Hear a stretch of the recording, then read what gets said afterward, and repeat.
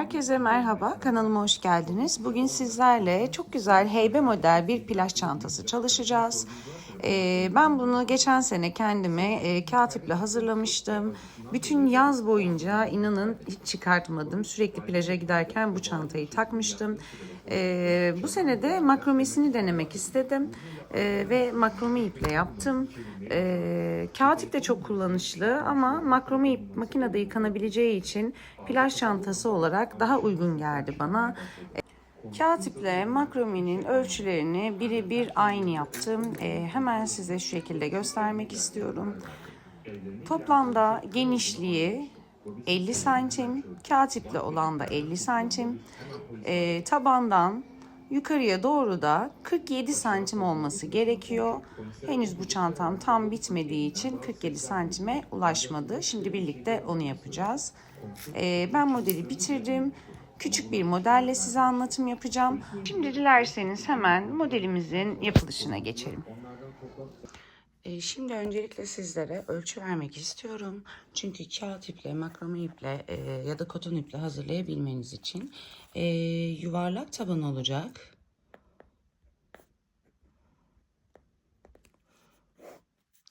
Eğer makrome ile yapıyorsanız toplamda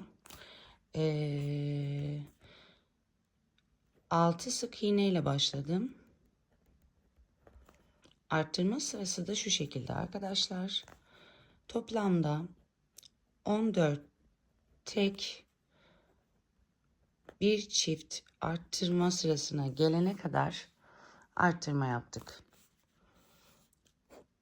Makrome iple.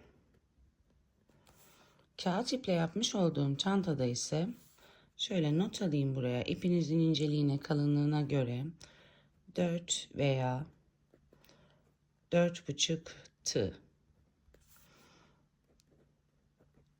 Kağıt iple toplamda 6 sık iğne ile başlayıp yuvarlak taban olacak. 6 sık iğne ile başlayıp 20 tek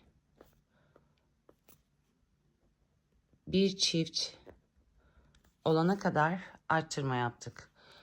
Taban ölçüsünü net olarak şimdi birazdan vereceğim sizlere, ölçmedim.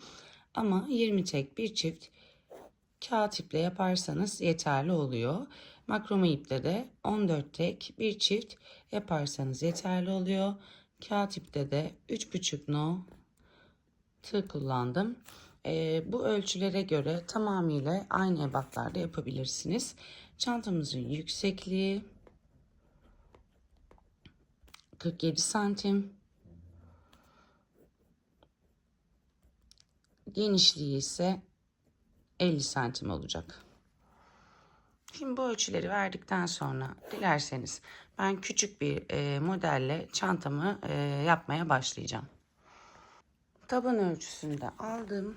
Onu da hemen yazmak istiyorum. Kağıdın belki ekran resmini çekmek istersiniz. Yuvarlak taban ölçüsü 26 santim. Elinizin sıkılığına göre ayarlayabilirsiniz. Eğer 26 santime denk gelmediyse 15 tek bir çift, 21 tek bir çift haline getirebilirsiniz. Sihirli halkanın içerisine toplamda 6 tane sık iğne yapıyoruz. 1 2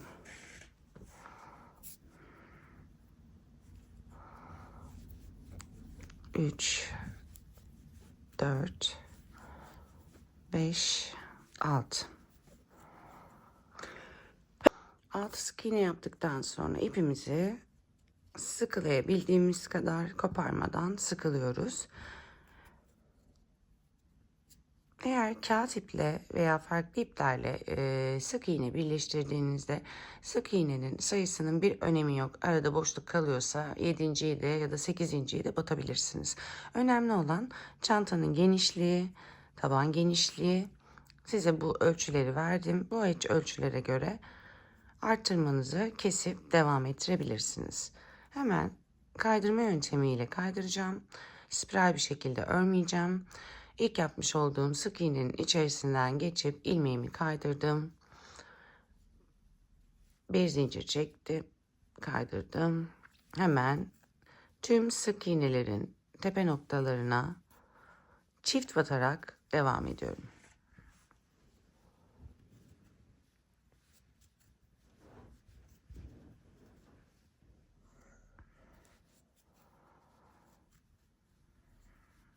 Hepsinin içerisine 2 tane sık iğne yapıyoruz.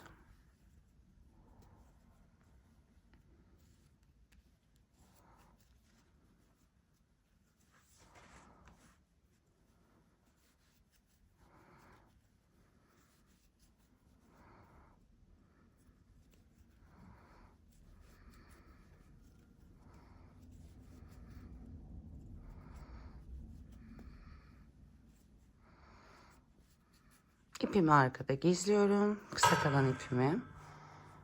Evet. Bakalım. 1, 2, 3, 4, 5, 6 tane çift yaptık. Şimdi bakın ilk yapmış olduğum sık iğnenin tepe noktasına batıp ilmek çıkartıp diğer ilmeğimden kaydırıyorum. Ve bir zincir çekiyorum. Şimdi bir tek bir çift yapacağız.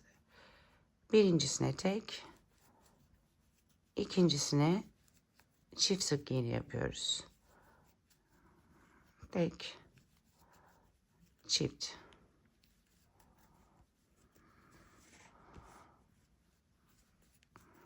Tek.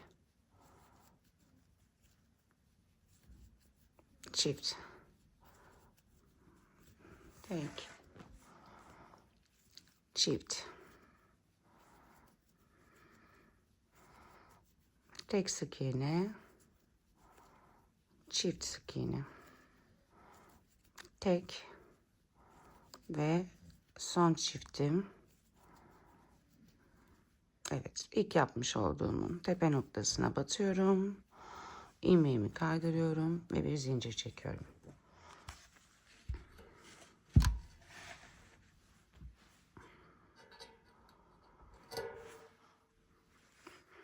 Evet, geldik şimdi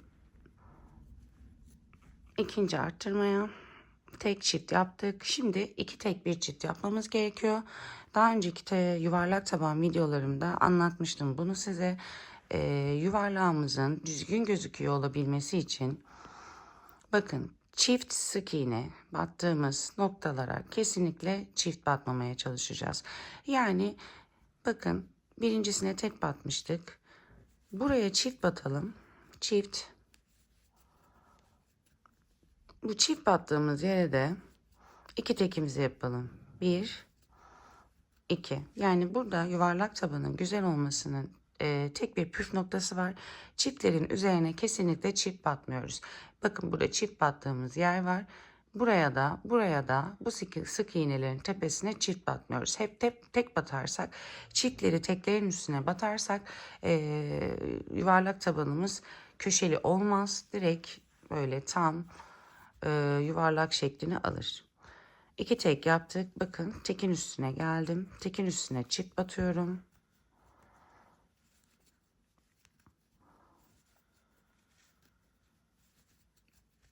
Çiftlerin üzerine de bir iki tekimi battım. Tekin üstüne çift batıyorum. İki tekimi de çiftlerin üzerine batıyorum. Bu sırada iki tek bir çift yapıyoruz. Çiftimi teklerin üzerine batmaya özen gösteriyorum. Çift olan yerlere de iki teklerimi battım. Çift, bir, iki tek, bir çift,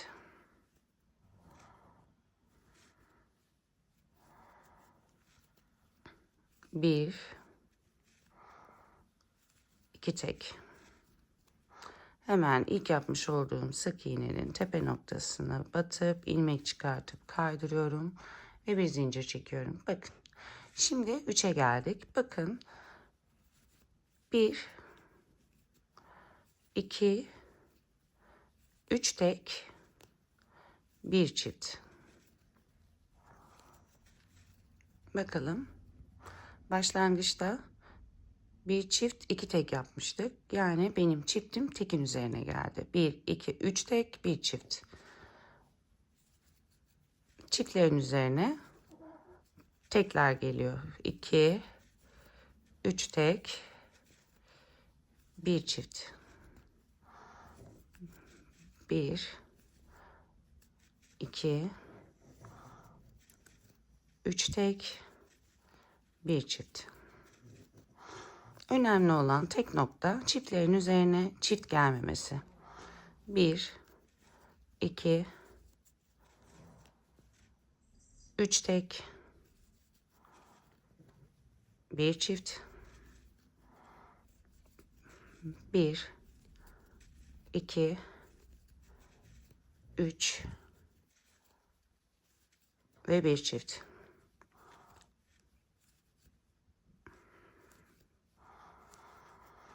Bir, iki, üç tek ve bir çift yapıyorum. Sıram bitiyor. İlk yapmış olduğumun tepe noktasına batıyorum. İlmek çıkartıp kaydırıyorum. Bir zincir çekiyorum. Bakın köşe görüntüler olmadı. Ama çiftlerin üzerine çift yapmış olsaydık altıgen gibi köşe görüntüleri olacaktı.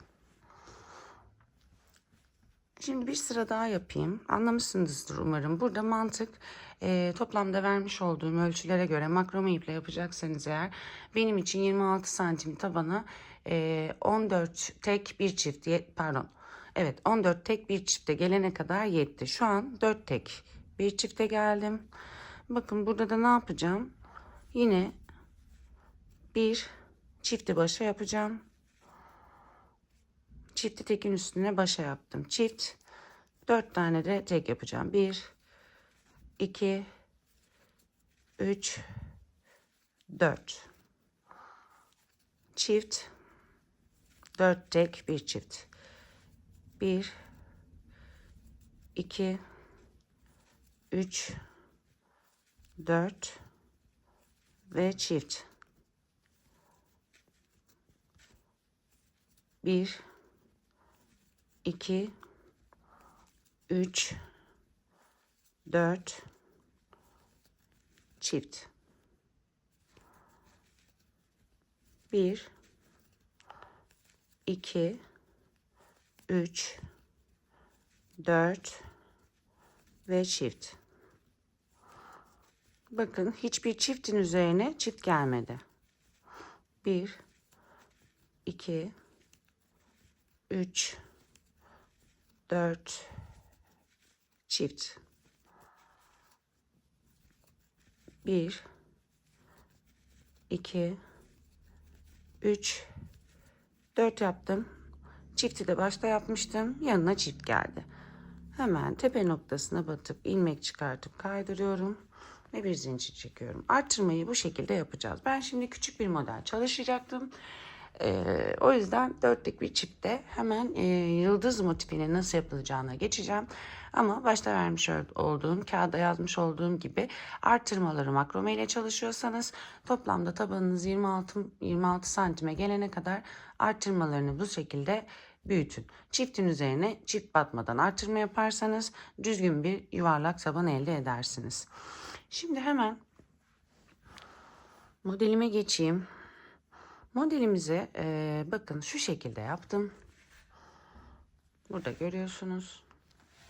Tamamıyla yıldız motifleri. Ben bunu nasıl söyleyeyim? 3 trabzanla yaptım. Ama kağıt ipli olanı 2 trabzanla yaptım. Siz hangisini isterseniz onu yapabilirsiniz. Şimdi hemen göstereceğim. Bakın. Kağıt ipi yapmış olduğum yıldız motifi şu şekildeydi. 1, 2, 3 zincir çekiyorum. Hemen tığıma ipimi doluyorum. Aynı noktaya trabzanın yarısını yapıyorum. Diğerini burada bekletiyorum. İkinciyi çekmiyorum. 1, 2 zincir atlıyorum. Üçüncüsüne batıyorum. İlmek çıkartıyorum. Bir trabzanın birincisini çekip üçüncüsünü burada bırakıyorum. Tığıma ipimi doluyorum. Aynı noktaya batıyorum. İlmek çıkartıyorum. Birinci trabzanımın ilk ilmeğini çekiyorum. Diğerini burada bırakıyorum. Ve bu noktada hepsini birden çekiyorum. 1, 2, 3 zincir çekiyorum. Tığımı ipime doluyorum. Bakın burada şu noktaya zincir çekmiş olduğum bu noktaya batıyorum. İlmek çıkartıyorum. İkisini çekiyorum. İkisini tığımda bırakıyorum. Tığımı ipimi doluyorum. Bakın burada son trabzanı yapmış olduğum noktanın aynı yerine batıyorum. İlmek çıkartıyorum. Birini çekiyorum. Diğerini bırakıyorum. İpimi doluyorum. Aynı noktaya batıyorum. İkisini çekip diğerlerini bırakıyorum. İpimi tekrar tığıma doluyorum. 1, 2 sayıyorum. 2'yi atlayıp 3. sık iğnenin tepesine batıp ilmek çıkartıp ikisini çekiyorum. Diğerini bırakıyorum. İpimi doluyorum. Aynı noktaya batıyorum. İlmek çıkartıyorum. İkisini çekip diğerini bırakıyorum. Hepsini birden 1, 2, 3, 4, 5, 6 tane ilmek olacak. Çekiyorum. Zincirimi çekiyorum. 1, 2, 3 zincir. Tığımı doluyorum. Bakın bu noktaya batıyorum. İlmek çıkartıyorum. İkisini çekip diğerini bırakıyorum. Yine bakın son yapmış olduğumuz yerin aynısına batıyorum. İlmek çıkartıyorum. İkisini çekip diğerini bırakıyorum. Doluyorum. Aynı noktaya batıyorum. İlmek çıkartıyorum. İkisini çekip diğerini bırakıyorum. 1, 2 atlayıp üçüncüye batıyorum. İkisini çekip bırakıyorum. Tekrar doluyorum. Aynı noktaya batıyorum. İlmek çıkartıyorum. İkisini çekip diğer bakın 6 tane var. Tığımın üzerinde ilmeğim. Hepsine birden batıp bir zincir çekiyorum. Bakın bu benim kağıt iple yapmış olduğum kağıt ip ince olduğu için bu 70'ti yani. Bu şekilde kısa yapmam 70'ti. Ama makrome ip kalın olduğu için bu görüntü hoşuma gitmedi. Yıldızlarımın daha muntazam gözükmesi için onu şu şekilde yaptım. Hemen bunu gösteriyorum sizlere. 1, 2, 3, 4 zincir çektim. 1, 2. 2 kere tığıma ipimi doladım. Aynı noktaya battım. Kaydırma yapmış olduğumuz noktaya. İkisini çektim. İkisini çektim. Tığımın üzerinde 2 tane ilmeğim kaldı. İpimi tekrar 2 kere doladım. 1, 2, üçüncüye battım. İlmek çıkardım. İkisini birlikte, üçünü beklettim. 2 kere doladım. Aynı noktaya tekrar battım. İkisini birlikte. Yani üçlü trabzan yapıyor gibi düşünün. İlk sırada 3 tane yapmıyoruz. İlk sırada bunu yapıp hepsinden ilmeğimi geçiriyorum. 1, 2, 3, 4 tane zincir çekiyorum. 2 kere tığıma doluyorum. Üçlü trabzan yapacağız. Bakın yine bu noktaya batıp ilmek çıkartıp ikisini birlikte çekiyorum. 2 tane ilmeğimi tığımda bekletiyorum. 2 kere doluyorum. Bir önceki sırada son battığım trabzanların aynı boşluğuna batıp ikisini birlikte tekrar 2 kere doluyorum. Yine aynı noktaya batıyorum. İkisini birlikte çekip diğerlerini bırakıyorum. Yine 2 kere doluyorum. 1, 2 atlayıp üçüncüye batıp ikisini birlikte yani ikili trabzan yapıyorum. Üçüncü trabzan ilmeğim kalıyor. Aynı noktaya tekrar 2 kere doluyorum, batıyorum. Tüm noktalara 2 kere batacağız. 1, 2. Şimdi bakın tığımın üzerinde toplamda 6 tane ilmek olması gerekiyor. 6'sının da içinden geçip 1, 2, 3, 4 tane zincir çekiyorum. Başlangıçta her zaman köşelerde önce 2 tane yapıyoruz. 3 tane değil. 2 taneyi yapıyoruz. Yani 4 ilmekli bir bitiş oluyor. Daha sonraki sıralarda sadece başlangıçta bunu yapıyoruz. Daha sonraki sıralarda hep aynı şekilde 3 noktaya batacağız. Birinci noktamız 2 ilmek var. Bir önceki sırada son yapmış olduğumuz trabzanın yanı. 2 kere dola.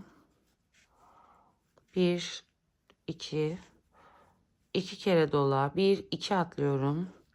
Üçüncüye batıyorum.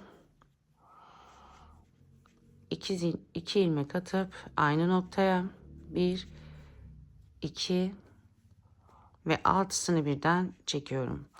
1 2 3 4 zincir. Bakın, yani aralarda ilk sıra önemli. Diğer sıralarda hep aynı şekilde devam edeceği için ilk sıra çok önemli.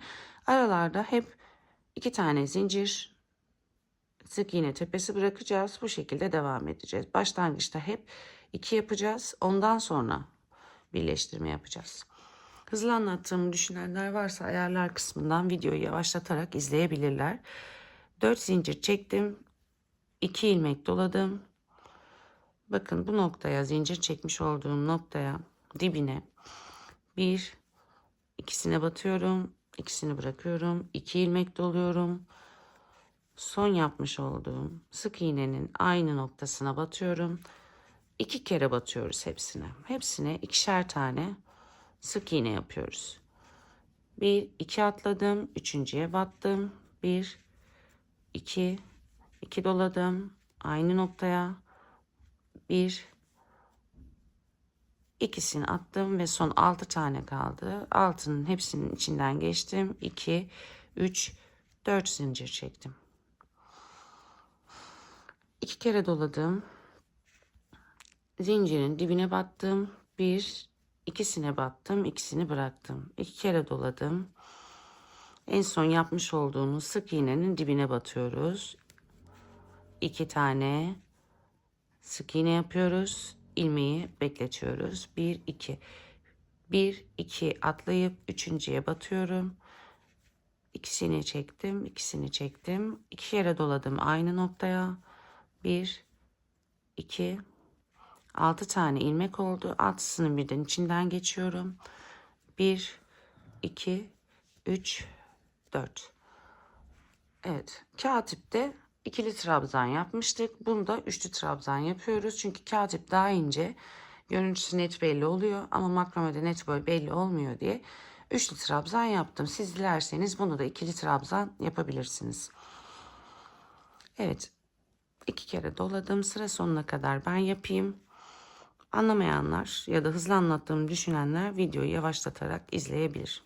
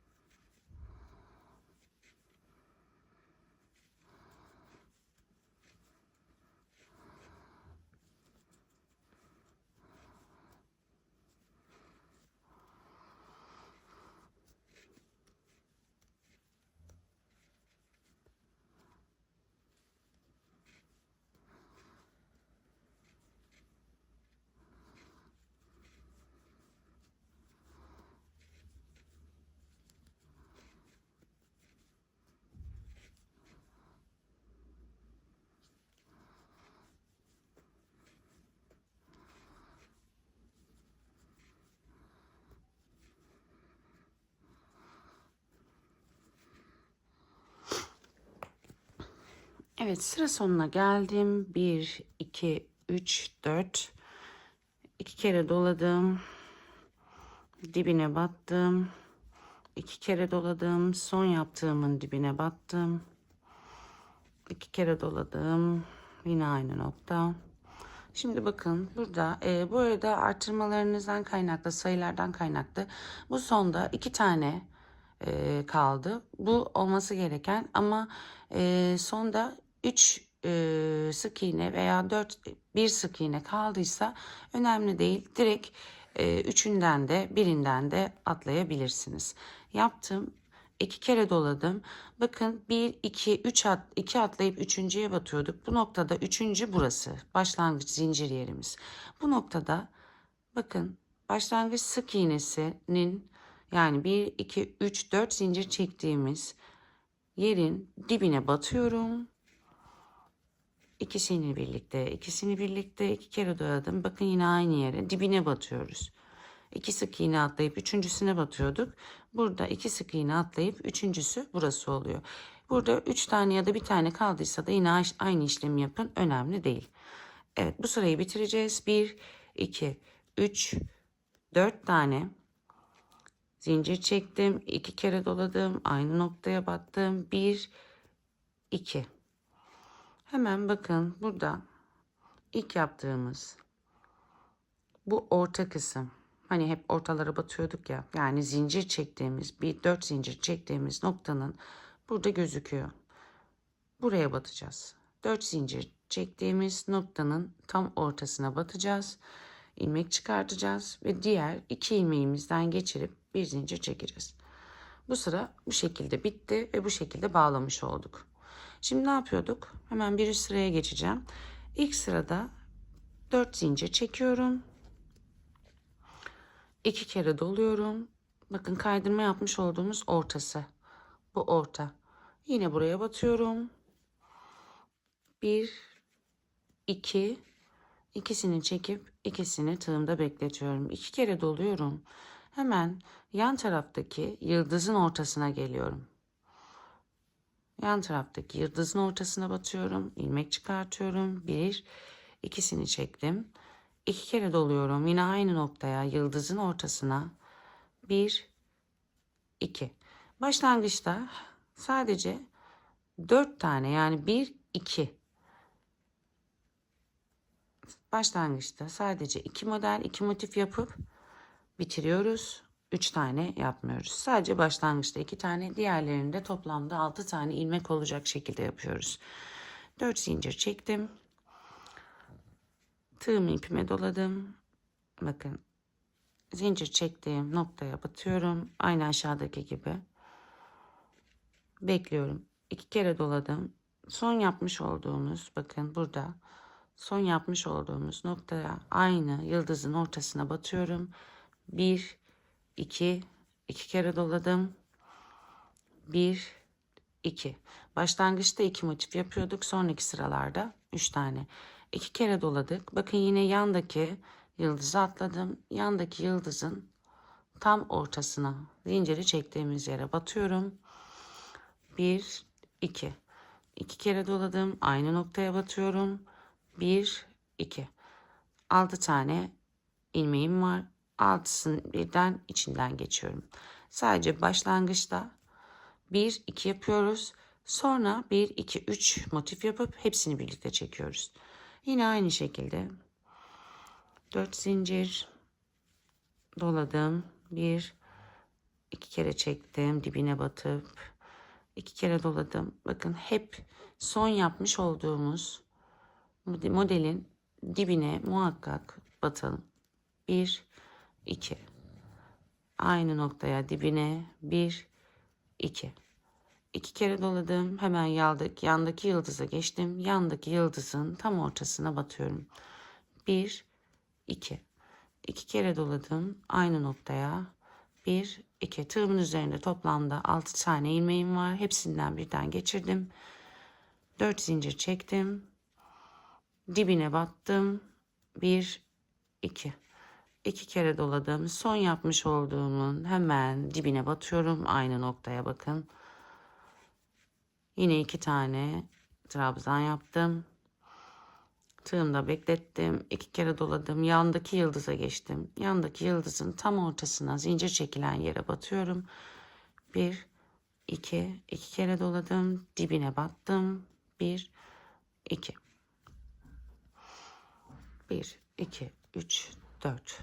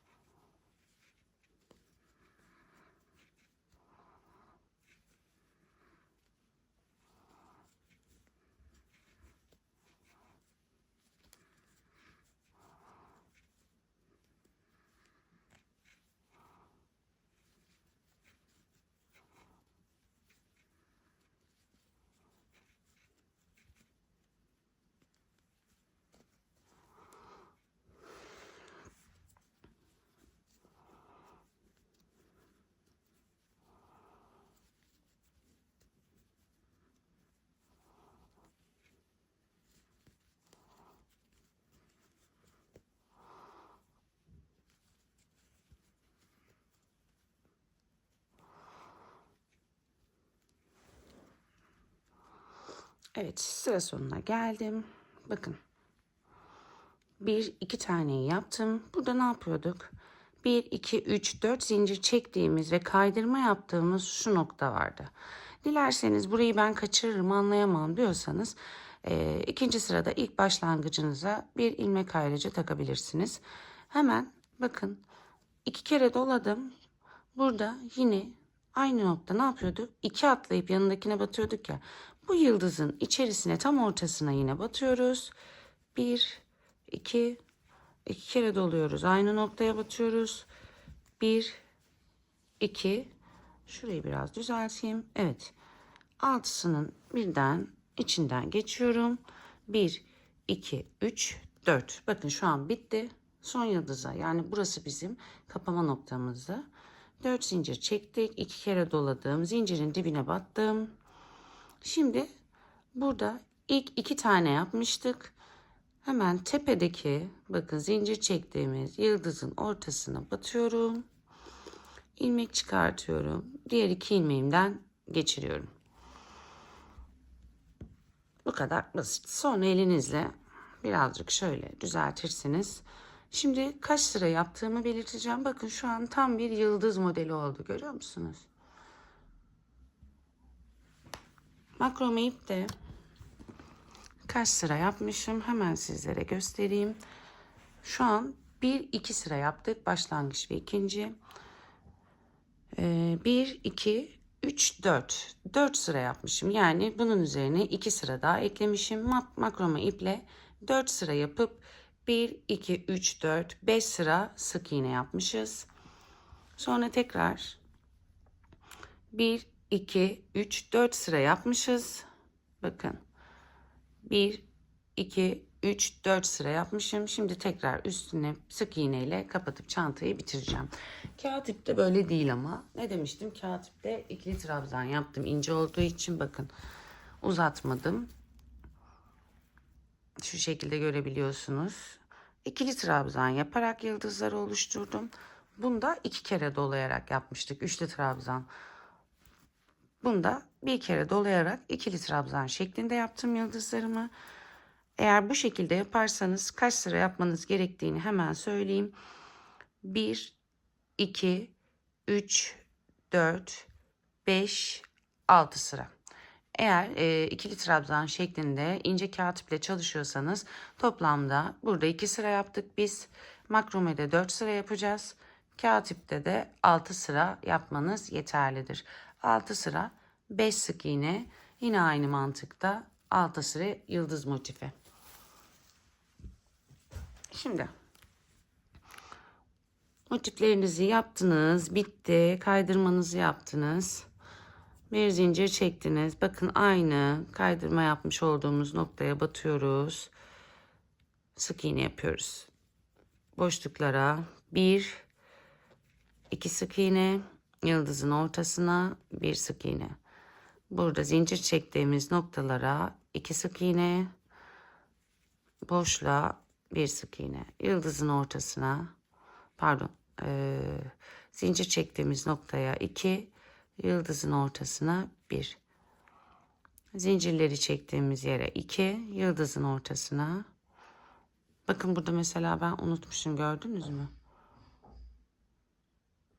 3 zincir çektikten sonra şu araya trabzan yapmayı, ama şu an önemli değil. Çünkü ufak bir model. Bunu kullanmayacağım. 1, zincirlerin ortasına 2 sık iğne, yıldızın tam ortasına 1. Yıldızların ortası, zincirlerin ortasına, içine 2, yıldızın ortasına 1. 2, yıldızın ortasına 1 sık iğne. Bu şekilde sık iğneler yapıyoruz. Yıldızın ortasına 1. Şimdi diyeceksiniz biz buraya 4 zincir çektik. Neden 2 tane yapıyorsunuz? Genişlemesini taban ilmek sayısıyla üst taraftaki ilmek sayısının bozulmasını istemiyorum. Yani yıldız sayısı mesela aşağıda 10 iken yukarıda 15 olsun istemiyorum. Çünkü biz ilmeklere batarak yıldızları yapıyoruz. Hiç kafanızı karıştırmasın. Bakın ilk yaptığımız sık iğnenin tepe noktasına batıyorum. İlmek çıkardım. Bir zincir çektim. Burada sık iğne yaptığınız yerde sık iğneleri biraz elinizi açın. Çünkü sık iğne yaptığınız yer içeriye doğru kaymasın. Çünkü motif kısmımız biraz daha böyle bombeli dışarıya doğru duracak. Şimdi toplamda 5 sıra sık iğne yapıyoruz. İkinci sıramdayım. Hiç ortaya yapmadan da bu sık iğneyi direkt motifle de yukarı çıkabilirsiniz. Kağıt ipte 12 motif. Makromede de 8-10 motif yapabilirsiniz. Araya hiç sık iğne yapmadan. Ama ben güzel gözüktüğünü düşündüğüm için ortaya 2 motifin arasına kestirme 5 sıra sık iğne yaptım. Oldukça güzel duruyor.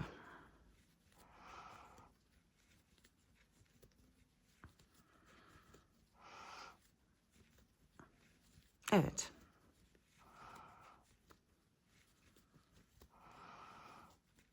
Motiflerinizi bitirdikten sonra toplamda 5 sıra sık iğne yapıyoruz. Sonra tekrar motif yapmaya devam ediyoruz. Motifi aynı mantıkla yapıyoruz. Evet. Birleştirdim. Sık iğneleri yaptıktan sonra elinizle muhakkak şu şekilde düzeltin. Evet, şimdi bunu kenara alayım. Ben buradan size göstereyim. Bakın.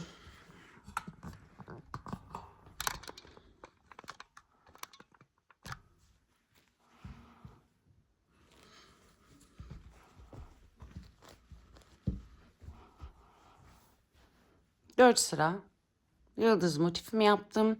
1, 2, 3, 4, 5 sıra sık iğne yaptım. 4 sıra tekrar motifimi yaptım. Şimdi aynı şekilde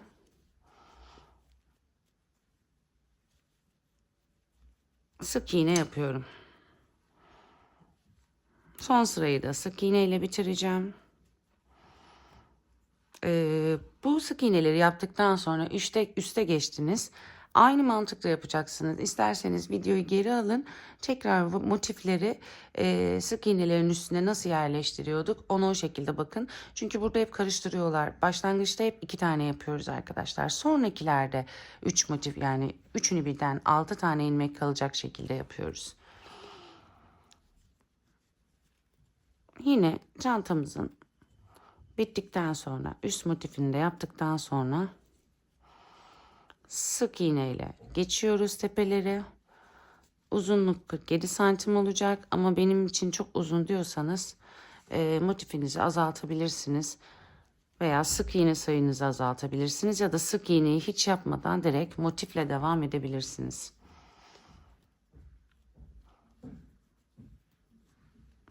Heybe model uzunca bir çanta olacak. Kalın sapları olacak.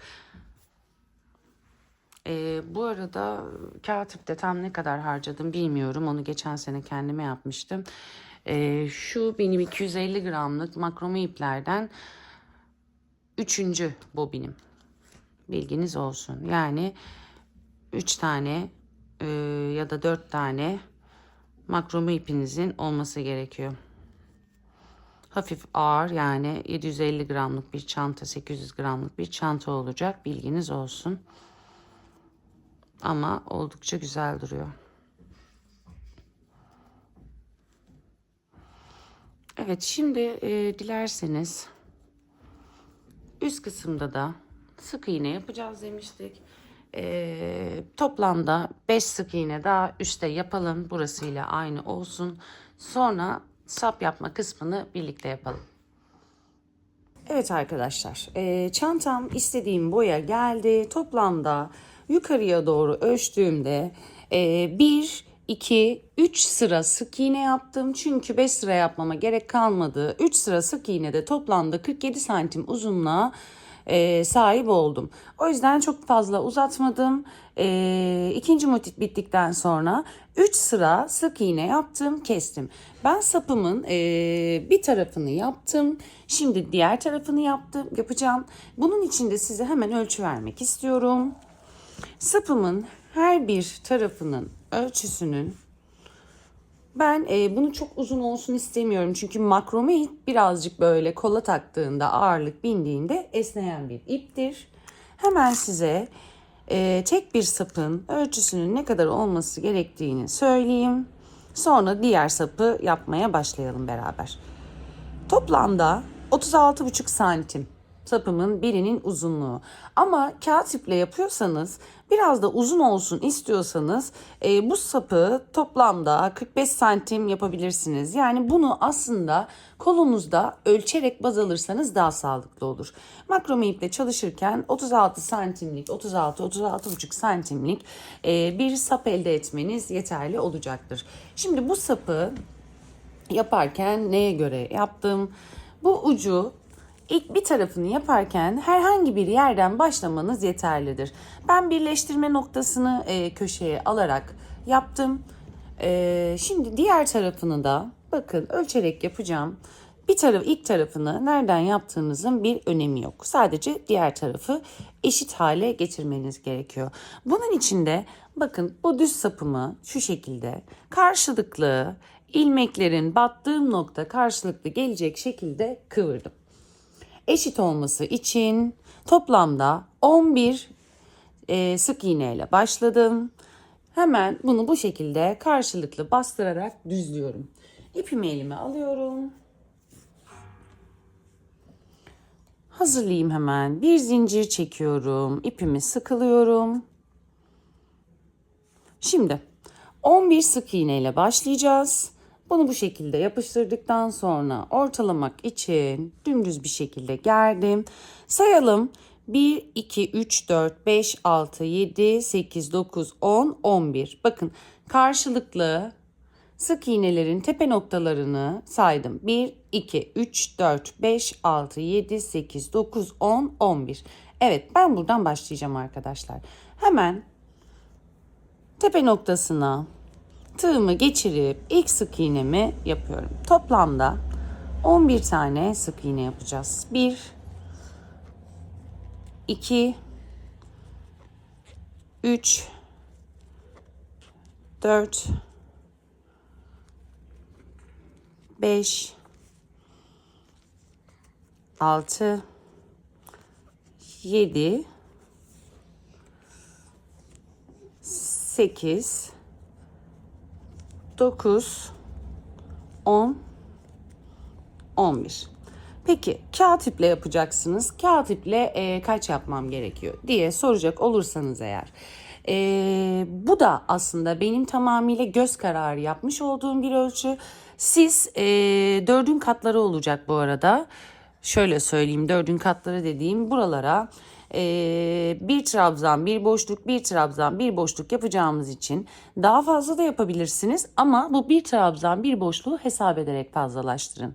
Kağıt ipte de yine aynı şekilde. Bunu tamamıyla genişletmek uçları size kalmıştır. Ben şu anda 11 ile başladım. Benim için 11 yeterlidir. Hemen döndürüyorum. İkinci sık iğneme geçiyorum.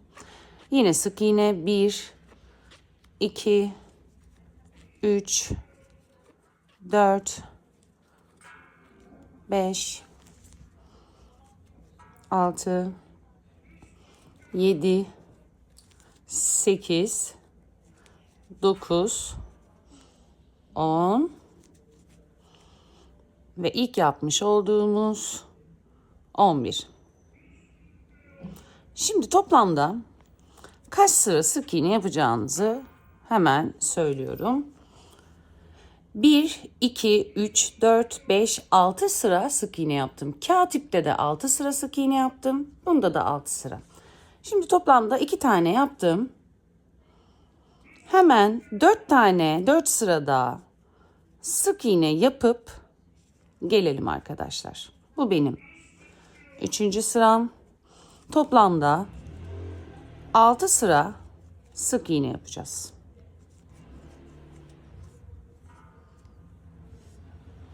Toplamda bakın 6 sıra sık iğne yaptım. 1, 2, 3, 4, 5, 6. Şimdi 6 sıra sık iğne yaptıktan sonra bakın.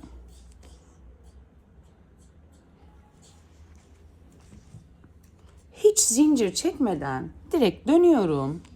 Hiç zincir çekmiyoruz bu noktada. İpimi sık iğne boyutuna gelecek şekilde yukarıya çekiyorum. Hemen ilmeğin altından tığımı döndürüyorum. İlk sık iğnenin tepe boşluğuna batıp ilmek çıkartıyorum. Bu şekilde ikisini bir, ikisini bir yapıyorum. 4 zincir, 3 zincir çekmek yerine sık iğnemi bu şekilde yapıyorum. Bir zincir çekiyorum, bir boşluk atlayıp yanındakine batıyorum. Kafes görünümlü modeller yapıyorum. Bir tane atlıyorum, yanındaki sık iğneye batıyorum ve ikili trabzan yapıyorum. Şimdi bir tane atlıyorum, yanındakine batıyorum. Kafes görünümlü bir model yapıyoruz. Bir zincir aralarda, bir sık iğne atlıyorum, yanındakine batıyorum ve ikili trabzan yapıyorum.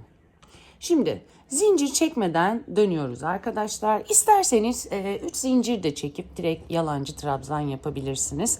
Ben zincir çekmeden dönüyorum. Trabzan boyutunda ipimi uzatıp arkadan döndürüyorum. Trabzanın tepesine batıyorum. İlmek çıkartıp bakın parmağım burada. İkisini bir çekip trabzan görüntüsü veriyorum.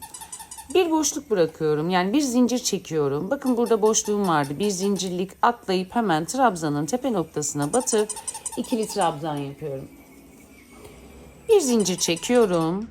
Diğer trabzana atlıyorum. İkili trabzan yapıyorum. Bir zincir çekiyorum.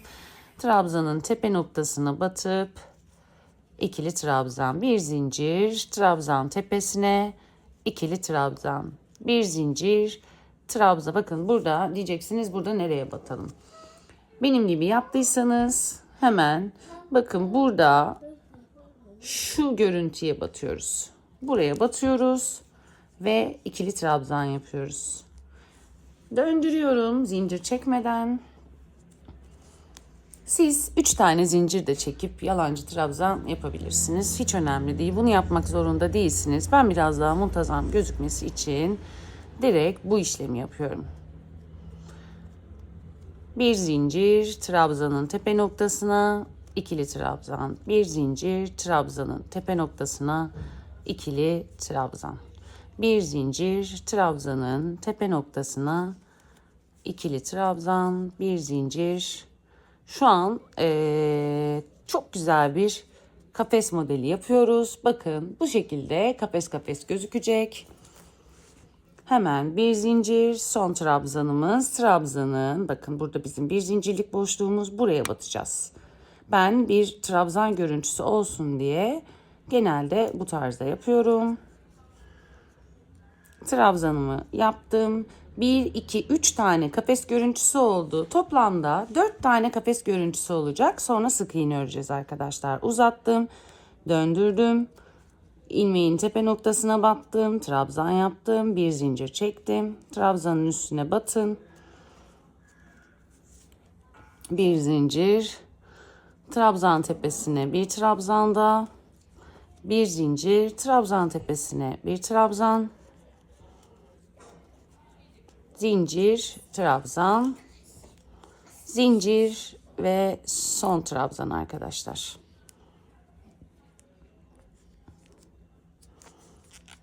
Şimdi hemen bu noktada bir zincir çekip döndürüyorum. Bakın burada mantığımız nasıl olacak? Diğer sırada ne yapmışız? 1, 2, 3, 4 kafes, bir sık iğne. 4 kafes, bir sık iğne. 4 kafes, bir sık iğne. 4 kafes, bir sık iğne. Burada da yine aynı şekilde 4 kafesi yaptıktan sonra hemen zincir çekiyoruz. Hemen dibindekine zincir çektikten sonra dibindeki trabzanın tepesine sık iğne. Ara boşluklara, zincir çektiğimiz yerlere bir sık iğne. Trabzanın tepe noktasına bir sık iğne. Ara boşluklara, bakın ara boşluklara bir sık iğne. Tepe noktasına, ara boşluklara, tepe noktasına ve ara boşluklara.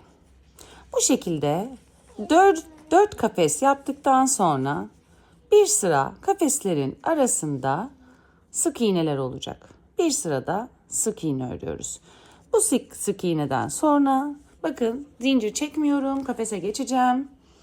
Döndürüyorum. İlmeğimi uzatıyorum. Arkadan döndürüyorum. Tepe noktasından ilmek çıkartıp sık iğne yapıyorum. Arada bir zincir. Bir tane bakın sık iğneyi bir boşluk atlayıp ikinciye batıyorum. zincir, bir boşluk atlayıp ikinciye batıyorum.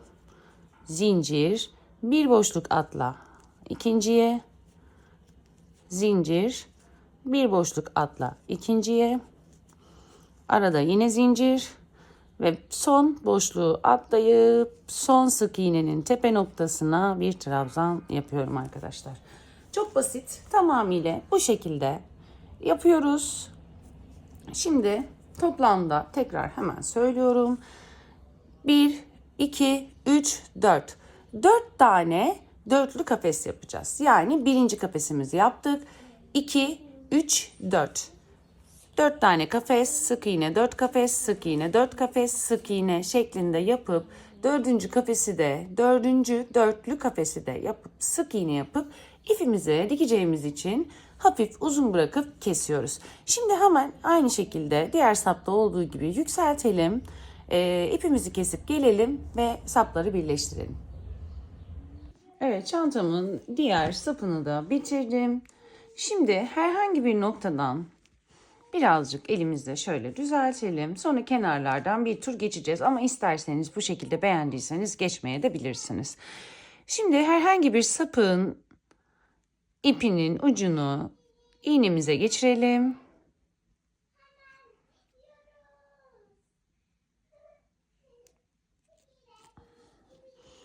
Karşılıklı gelen uçları şu şekilde birleştirelim.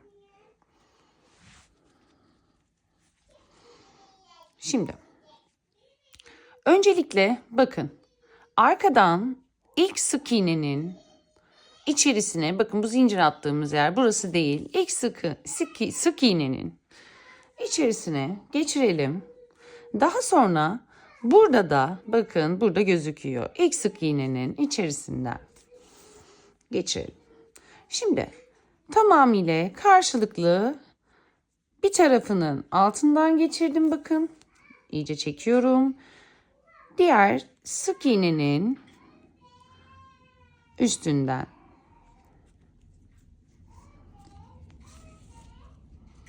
Dikiş dikermiş gibi. Altından, üstünden, karşıdakinin altından, karşı tarafın üstünden. Şöyle yapalım hatta. Direkt bu şekilde arkadaşlar. Karşılıklı sık iğnelerin tepe noktalarını birleştiriyoruz.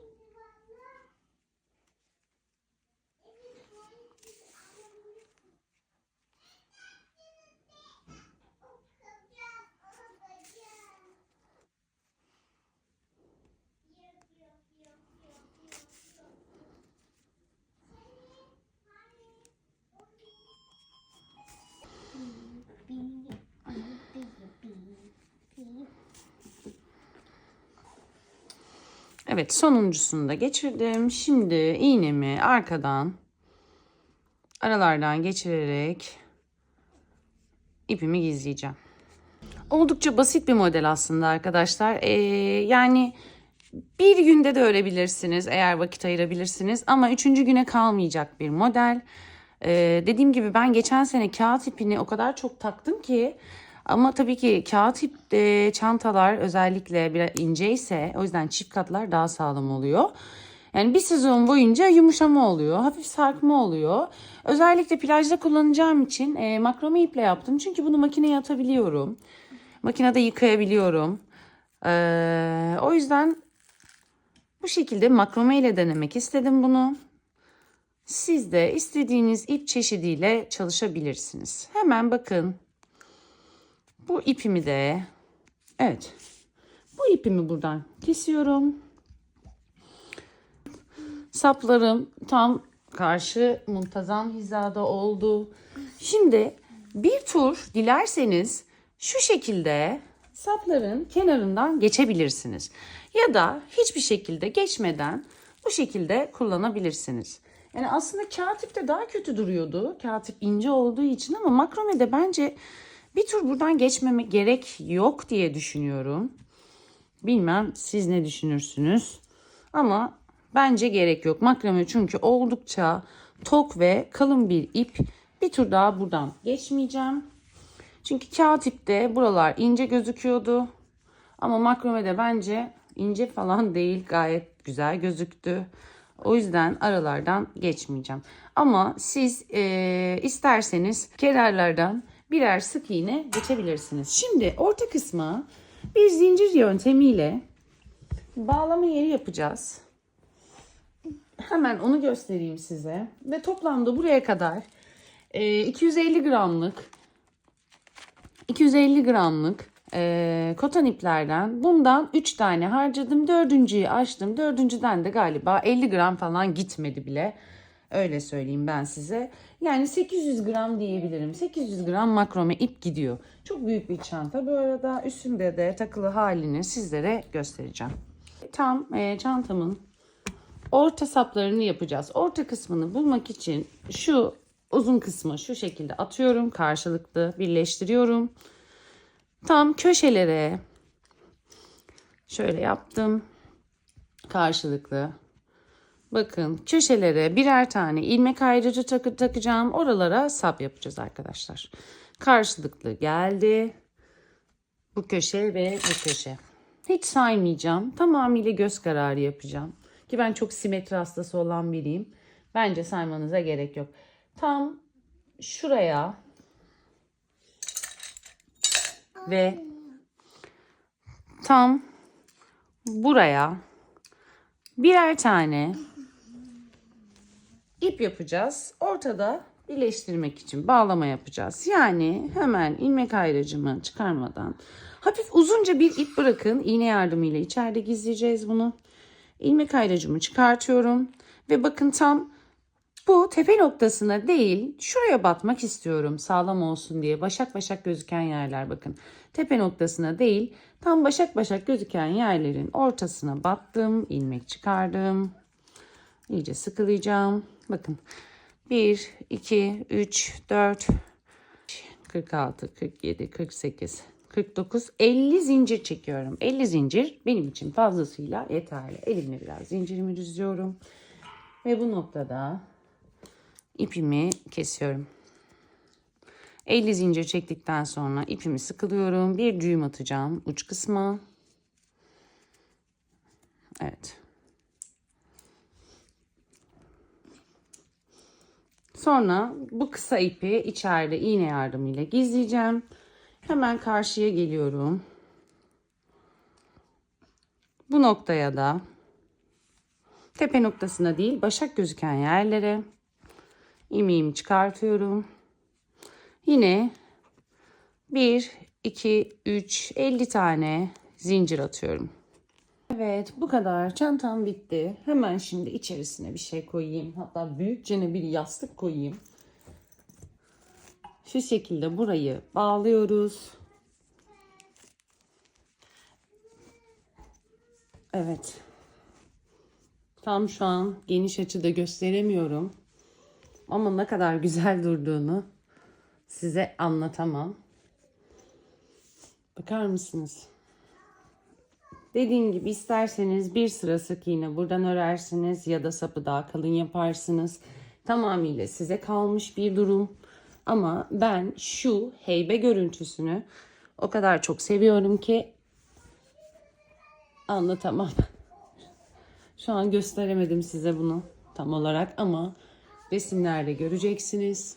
Oldukça muntazam duran, oldukça kullanışlı, geniş, içerisine birçok şey sığdırabileceğiniz çok güzel bir heybe model plaj çantası oldu. Umarım beğenmişsinizdir. Aklınıza takılan, kafanıza takılan, anlamadığınız herhangi bir nokta varsa muhakkak benimle yorumlarda paylaşın. Yorumların hepsine cevap veriyorum. Kesinlikle cevapsız yorum bırakmıyorum. Bu tarz videolarımın devamının gelebilmesi için videolarımı beğenip abone olursanız sayfama beni çok mutlu edersiniz. Bir sonraki videoda görüşmek üzere. Şimdilik hoşça kalın.